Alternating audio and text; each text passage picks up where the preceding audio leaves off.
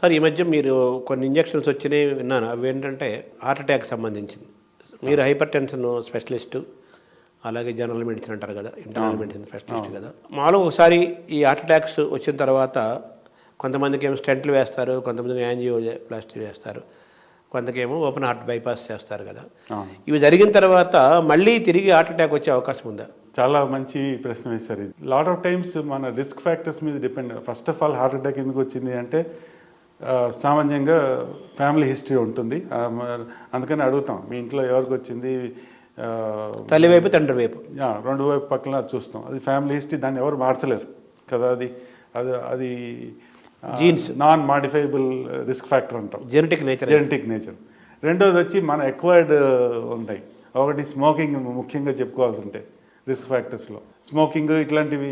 First టైమే stent వేసి heart attack వచ్చిన వాళ్ళు భయపడిపోయి స్మోకింగ్ మానేసిన వాళ్ళు ఉన్నారు.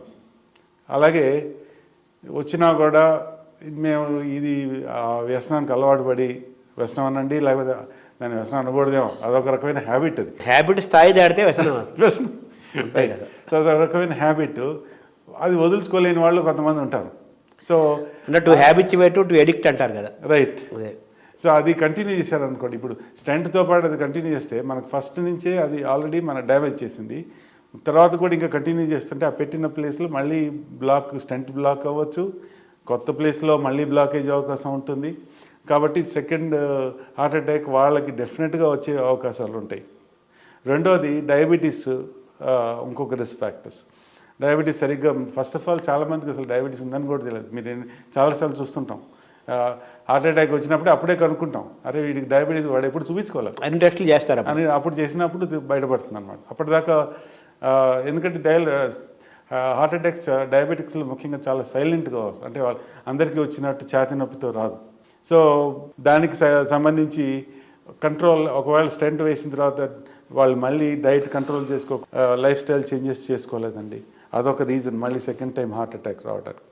మూడోది హై బ్లడ్ ప్రెషర్ అనండి, లేకపోతే సైలెంట్ కిల్లర్ అంటాం, అగైన్ హై బ్లడ్ ప్రెషర్ కూడా. దానివల్ల ఎక్కువ స్ట్రోక్ వచ్చే అవకాశాలు ఉంటాయి, హార్ట్ అటాక్ కూడా రావచ్చు. సో బ్లడ్ ప్రెషర్ అనేది ముఖ్యం కంట్రోల్ చేసుకోవడం. అగైన్ మళ్ళీ సేమ్ లైఫ్ స్టైల్, డైట్ ఇవన్నీ చేయకపోతే అలాంటి వాళ్ళకి ఈ అవకాశాలు సెకండ్ టైం మళ్ళీ వచ్చే అవకాశం ఉంటుంది. ప్లస్ ఇంకా మనం రోజు మాట్లాడే స్ట్రెస్, ఉద్యోగ ఒత్తిడి అనండి, అది ఆ ఒత్తిడి కంటిన్యూ అయిపోయింది అనుకోండి, హ్యాబిట్స్ వాళ్ళ వర్క్ షెడ్యూల్ వల్ల వాళ్ళు మనం చాలాసార్లు ముఖ్యంగా ఈ ఫిల్మ్ ఇండస్ట్రీలో చూడండి మీరు, మనం చూస్తుంటాం ఎన్నిసార్లు యంగ్ వాళ్ళు సడన్గా ఎఫెక్ట్ అయిన వాళ్ళు ఉన్నారు. స్ట్రెస్ తర్వాత వాళ్ళ అవర్స్ కూడా చాలా అవర్స్ ఇర్రెగ్యులర్గా పనిచేస్తుంటారు, ఎక్సెసివ్ అవర్స్ పనిచేస్తుంటారు, వాళ్ళ ఆరోగ్యం పట్టించుకోకుండా చేస్తుంటారు. అలాగే మిగతా ఫీల్డ్స్, ఇది ఒక ఫిల్మ్ ఇండస్ట్రీ ఎందుకంటే మన మీడియా కూడా అంతే ఉంటుంది. మీడియా అనండి, మిగతా ఈ ఫిల్మ్ ఇండస్ట్రీ ఎందుకన్నా అంటే గ్లేరింగ్ మనకు అందరం చూస్తుంటాం కదా. అరే మొన్నటిదాకా బాగున్నారు, సడన్గా విన్నాం మనం. ఇప్పుడు చిన్న ఏజ్లో జిమ్ చేస్తూ వెళ్ళిపోయారు, జిమ్ చేస్తూ ఇప్పుడు కన్నడ విన్నాం. సో ఇట్లాంటివి చాలా మనం చూస్తుంటాం.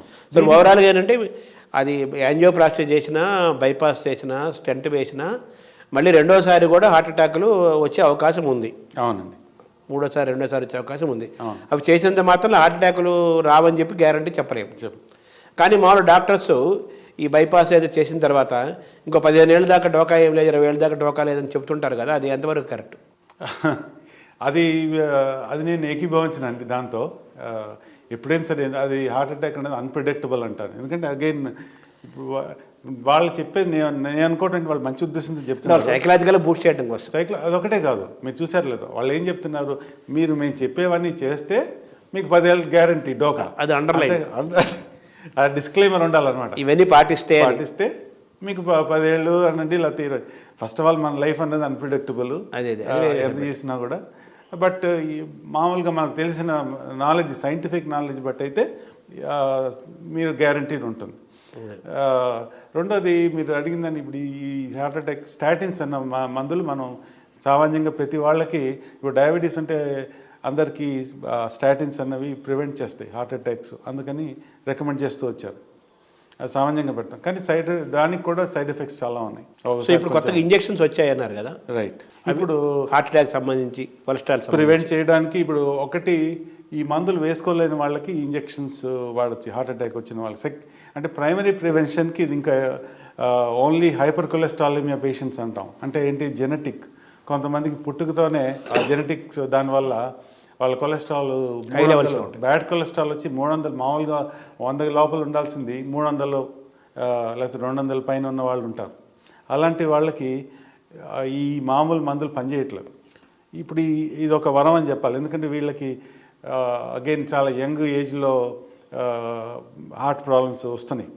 అది ప్రివెంట్ చేయడానికి ఇప్పుడు కొత్తగా PCSK9 ఇన్హిబిటర్స్ అంటాము, వాటిని ఎస్ఐ కొత్త మాలిక్యూల్ మెకానిజంతో కనిపెట్టారు. దీన్ని SIMRNA అంటాం. ఇప్పుడు mRNA వ్యాక్సిన్స్ వచ్చినాయి, దాంట్లో స్మాల్ SIMRNA మాలిక్యూల్స్తో PCSK9 ఇన్హిబిటర్స్ అంటాం, అవి వచ్చినాయి. ఆ ఇంజెక్షన్స్లో ఫస్ట్ వచ్చినాయి ఎవ్రీ 2 వీక్స్కి తీసుకునే ఇంజెక్షన్స్ వచ్చినాయి. అది కొలెస్ట్రాల్ మీకు చాలా డ్రామాటిక్గా తగ్గిస్తుంది. కాకపోతే మనం దీనివల్ల మరి హార్ట్ అటాక్ తగ్గుతుందా లేదా అనేది దానికి వాళ్ళు స్టడీస్ చేసి ప్రైమరీ ప్రివెన్షన్ కాదు కానీ సెకండరీ ప్రివెన్షన్కి అప్రూవ్ చేశారు. అలాగే ఈ కొలెస్ట్రాల్ ఎప్పుడైతే జెనెటిక్ ఉన్న వాళ్ళకి మాత్రం అమెరికాలో అప్రూవ్ చేశారు. సో ఈ కొత్తగా వచ్చిన ఇంజెక్షన్స్ కొలెస్ట్రాల్ మీద వర్క్ చేస్తాయి. రైట్. ఒకటేమో జెనెటిక్గా హై కొలెస్ట్రాల్తో ఉండే వాళ్ళకి భవిష్యత్తులో హార్ట్ అటాక్స్ రాకుండా కొలెస్ట్రాల్ తగ్గించడం కోసం ఉపయోగపడతాయి. సెకండ్ ఏమో ఆల్రెడీ యాంజియోప్లాస్టీ లేకపోతే స్టెంట్స్ వేసుకునే వాళ్ళు లేకపోతే బైపాస్ చేసుకునే వాళ్ళకి ఇంకోసారి మళ్ళీ హార్ట్ అటాక్స్ రాకుండా ఉండడం కోసం కొలెస్ట్రాల్, ఇక్కడ ఆర్టరీస్లో కొలెస్ట్రాల్ని కంట్రోల్ తగ్గించడం కోసం ఈ ఇంజెక్షన్స్ ఉపయోగపడతాయి. పర్ఫెక్ట్, బాగా చెప్పారు. ప్లస్ ఈ స్టాటిన్స్ ఎవరైతే వేసుకోలేని వాళ్ళు ఉంటారు, ఇది వేసుకొని సైడ్ ఎఫెక్ట్స్ వచ్చిన వాళ్ళు ఉంటారు. రెండోది వేసుకున్నా కూడా హార్ట్ అటాక్ వచ్చిన వాళ్ళు ఉంటారు. అలాంటి వాళ్ళకి మరి ఏం చేయాలి? మనం ఆల్రెడీ మ్యాక్సిమం డోస్ స్టాటిన్స్ వేసుకుంటున్నాం, చేయాల్సినవన్నీ చేసాం, అయినా మళ్ళీ బ్లాకేజ్ వచ్చింది. దానికి ఏం చేయాలి అంటే ఇప్పుడు ఈ మెడిసిన్స్ వల్ల చాలా ఎఫెక్టివ్గా వితిన్ 1 month మీరు LDLని యూరోపియన్ గైడ్లైన్స్ వస్తే ఈ బ్యాడ్ కొలెస్ట్రాల్ వచ్చి 50 లోపలే మెయింటైన్ చేయాలంటారు ఈ రికరెంట్ రిస్క్ ఉన్న వాళ్ళకి. అంటే 50 ఏళ్ళ వయసులో వాళ్ళు కదా? లేదండి, మామూలు ఈ కొలెస్ట్రాల్ లెవెల్ అను బ్యాడ్ కొలెస్ట్రాల్ లెవెల్ అయితే ఉంటుందో మామూలుగా హార్ట్ అటాక్ వచ్చిన వాళ్ళకి 70 లోపల ఉంచుతూ ఉంటాం. బట్ ఈ రికరెంట్గా వచ్చిన వాళ్ళకి సామాన్యంగా 50 లోపల ఆర్ ఈవెన్ 40, ఎంత తక్కువ వీలైతే అంత మంచిదని చెప్పని దానికి ఇది చాలా ఎఫెక్ట్గా పనిచేస్తున్నాయి ఇంజెక్షన్లు. అందులో ఈ ఫస్ట్ జనరేషన్ వచ్చి 2 వారాలకు ఒకటి వచ్చే ఇంజెక్షన్ వచ్చింది. ఇప్పుడు లేటెస్ట్గా ఈ మధ్య ఒక 2 సంవత్సరాలు అయింది, అది 6 నెలలకు ఒకసారి వచ్చే ఇంజెక్షన్. అంటే ఫస్ట్ ఒకటి మాత్రం బూస్టర్ డోస్ ఇస్తూ ఉంటాం, ఒక నెల ఇచ్చిన తర్వాత 3 నెలల తర్వాత ఒకసారి ఇచ్చిన తర్వాత మళ్ళీ 3 నెలల తర్వాత ఒక డోస్ ఇస్తాం, ఆ తర్వాత ఎవ్రీ 6 months. సో ఒకటేమో ఎవ్రీ 2 weeks ఇంజెక్షన్ అనుకోండి, ఇంకోటికి వచ్చి ఎవ్రీ 6 months, కానీ ఫస్ట్ డోస్ మాత్రం 3 months తర్వాత ఇచ్చి ఆ తర్వాత ఎవ్రీ 6 months. యాక్చువల్లీ యూఎస్లో ఎవ్రీ ఇయర్కి ఫ్లూ షాట్స్ అని ఇస్తుంటాం, ఇక్కడ మనకి ఇంకా తక్కువ అనుకోండి. ఫ్లూ ప్రివెంట్ చేయడానికి యాన్యువల్గా ఆ సంవత్సరం వచ్చిన ఫ్లూ ప్రివెంట్ చేయడానికి ఫ్లూ షాట్ ఇక్కడ కూడా వస్తున్నట్టుంది కదా, ఫ్లూ ఇంజెక్షన్స్ ఇస్తున్నారండి ఇప్పుడు. అంటే లేటెస్ట్ ఇక్కడ అంతగా ఎక్కువ నేను చూడలేదు. అంటే ఈ కరోనా వాతావరణంలో రైట్, ఆల్మోస్ట్ కరోనా కూడా ఫ్లూ లాంటిది అని చెప్పేసి ఒక నిర్ణయానికి వచ్చింది, ఫ్యామిలీ ఆఫ్ వైరస్ కాబట్టి ఫ్లూ ఇంజెక్షన్ చేసుకుంటే సరిపోతుందని లేటెస్ట్ గా ఫ్లూ ఇంజెక్షన్స్ కూడా చేస్తున్నారు విన్నాను నేను. ఓకే, ఇక్కడ నేను మరి నాకు ఇండియాలో మరి ఫ్లూ ఇంజెక్షన్స్ అంత ఇచ్చినా కూడా తీసుకుంటున్నా నేను వినలేదు, అంత వేరే లేటెస్ట్గా విన్నాను నేను. ఓకే, కానీ ఫ్లూను కోవిడ్ కలిపి ప్రివెంట్ చేయడానికి ట్రై చేశారు ఆ వ్యాక్సిన్, కానీ అంత ట్రయల్స్లో అంత సక్సెస్ కాలేదు. ఇంకా 2 సపరేట్గానే ఇస్తున్నారు యూఎస్లో అయితే, ఫ్లూ వ్యాక్సిన్కి కోవిడ్ వ్యాక్సిన్కి సపరేట్గానే చేస్తున్నారు. ఇప్పుడు మీరు చెప్తున్న ఈ ఇంజెక్షన్స్ కొలెస్ట్రాల్ మీద వర్క్ చేస్తాయి. అవునండి. ఆ కొలెస్ట్రాల్ అంటే కూడా జనరల్ కొలెస్ట్రాల్ కాకుండా హార్ట్ ఏరియాలో ఉండే ఆర్టరీస్ ఆ ఏరియా కొలెస్ట్రాల్ డిపాజిట్ అవ్వకుండా చేస్తాయి. రైట్, దాన్ని కంట్రోల్ చేస్తాయి. అవును, ఇన్ జనరల్ హార్ట్ ఒకటే కాదు, కెరాటిడ్స్ అనండి, కంప్లీట్ ఓవరాల్ కొలెస్ట్రాల్. అవును, వాటిలో కొలెస్ట్రాల్ మీద ఎక్స్క్లూజివ్గా వర్క్ చేస్తాయి ఇంజెక్షన్స్. అంటే ఇంజెక్షన్స్ ఫర్ కొలెస్ట్రాల్ కంట్రోల్ అంతే కదా. అవును. సో ఇప్పుడు ఈ ఫ్లూ ఇంజెక్షన్స్ లాగా ఇది ఇప్పుడు 6 నెలలు కూడా ఇంకా ఫ్యూచర్లో సంవత్సరానికి ఒక ఇంజెక్షన్ చేసుకుంటే ఇక మీరు వరి అవసరం పని లేదు, ఈ ట్యాబ్లెట్స్ చేసుకునే పని లేకుండా వచ్చే అవకాశాలు కూడా ఉన్నాయి. కానీ ఇది ప్రైమరీ ప్రివెన్షన్కి ఎంత అన్నది ఇంకా ఇవి స్టడీస్ అవుతున్నాయి. సో ఈ ఇంజక్షన్ కాస్ట్ ఎంత ఉంటాయండి ఇవి? ఇది సంవత్సరానికి 4 lakhs. 4 lakhs per annum. అదే కాస్ట్లీ అది. అవును. కానీ ఇక్కడ కూడా ఇప్పుడు ఇస్తున్నారు ఆ ఇంజెక్షన్. నాకు తెలిసిన వాళ్ళు కూడా నేను ఇక్కడ డాక్టర్స్ ప్రిస్క్రైబ్ చేయడం చూశాను. ఇక్కడ 10,000కి వచ్చినట్టుంది. ఇప్పుడు నేను అనుకోవడం 10,000 15,000 అన్నట్టున్నారు ఒక ఇంజెక్షన్. ఎవ్రీ 2 weeks తీసుకునేది. ఎవ్రీ 6 months తీసుకునేది $10,000 అన్నట్టు. అక్కడ యూఎస్లో అయితే $10,000. $10,000 అంటే 8 lakhs. అవునండి, 8 lakhs. సో 16 లక్షలు సంవత్సరానికి. అదే యావరేజ్ 80 రూపీస్ ఉంది కదా మనం రూపీ కరెన్సీ. అవును, average. Right. Ups and downs అవుతుంటాయి, బట్ యావరేజ్ 80 రూపీస్ వేస్తే. అవును. సో ఇది కూడా ఖరీదైన వ్యవహారమే. అవును. ఇవన్నీ ఇండియాకి రాలేదంటారా? ఇండియాలో మరి ప్రస్తుతానికి ఇంపోర్ట్ చేస్తున్నారని విన్నాను. ఓకే. బట్ ఇది కూడా, ఈ టెక్నాలజీ కూడా త్వరలో ఒకసారి ఇక్కడికి వచ్చిందంటే కాస్ట్ ఆటోమేటిక్గా తగ్గే అవకాశాలు చాలా ఉన్నాయి. మన దగ్గరికి ఏది వచ్చినా మ్యానుఫ్యాక్చరింగ్ ఇండియాలో ముఖ్యంగా మొదలు పెట్టామంటే ఐ థింక్ ద కాస్ట్ తగ్గిపోయే అవకాశాలు చాలా ఉన్నాయి. మన పర్చేజింగ్ కెపాసిటీ తక్కువ కాబట్టి. రైట్. అవును. సో మన ఇండియాలో వచ్చిందంటే రేటు తగ్గిపోతుంది అర్థం. రైట్. తర్వాత ఇక్కడ కన్సంప్షన్ ఎక్కువ కాబట్టి వాళ్ళకు కూడా తక్కువ కాస్ట్కి ఇచ్చినా కూడా మార్జిన్ బెనిఫిట్ ఎక్కువ ఉంటుంది కాబట్టి అది కూడా తగ్గించే అవకాశాలు ఉంటాయని నేను అనుకుంటున్నాను. ఈ కొలెస్ట్రాల్ ఇంజెక్షన్ లైఫ్ లాంగ్ వాడాలా, లేకపోతే ఎలాగ ఇయర్లీ ఒక ఇయర్ వాడితే సరిపోతుంది? ప్రివెన్షన్కి ఇది ప్రస్తుతానికైతే లైఫ్ లాంగ్. హార్ట్ అటాక్ వచ్చిన వాళ్ళకైతే డెఫినెట్గా లైఫ్ లాంగ్ అండి. ఓహో. అలాగే ఇప్పుడు ఈ ప్రైమరీ కొలెస్ట్రాల్, హైపర్ కొలెస్ట్రాలమియా అన్నాం అంటే జెనెటిక్గా వచ్చే దానికి లైఫ్ లాంగ్ వాడటం అనేది శ్రేయస్కరం ఇప్పుడు మనకున్న నాలెడ్జ్ ప్రకారం. అంటే మీరు చెప్తున్నారు అది చూస్తే సంవత్సరానికి దాదాపు 8 lakhs అయిపోతుంది కదా కూడా. అవును. అక్కడ దీనికి కూడా ఇన్సూరెన్స్ ఉంటుందా? దీనికి కూడా ఇన్సూరెన్స్.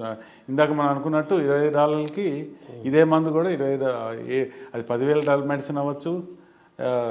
ఇదైనా వాళ్ళకున్న టియర్స్ ఉంటాయి. కొన్ని టియర్స్లో ఈ టియర్ అయితే మీకు $20కి వస్తుంది. అది దాటితే కొంత పేషెంట్ పే చేయాలంటారు. అది $100 ఉండొచ్చు, 200. వాళ్ళ ఇన్సూరెన్స్ బట్టి ఉంటుంది అనమాట. కాబట్టి వాళ్ళకి అమెరికాలో, యూరోప్లో కూడా ఉంది కదా ఇన్సూరెన్స్. యూరోప్లో కూడా. అమెరికా, యూరోప్లో ఇన్సూరెన్స్ అనేది ఎక్కువ ఉండటం వల్ల ఇవి మ్యాక్సిమం ఇన్సూరెన్స్ కవర్ చేస్తుంది కాబట్టి చాలా నామినల్ రేట్లకే పేషెంట్లకి ఇవన్నీ అందుతున్నాయి. రైట్. సో కాబట్టి వాళ్ళకి చాలా very much available and affordable. So ఇవి కూడా ఇండియాకి రావాలి. Definitely. Okay sir, thank you sir.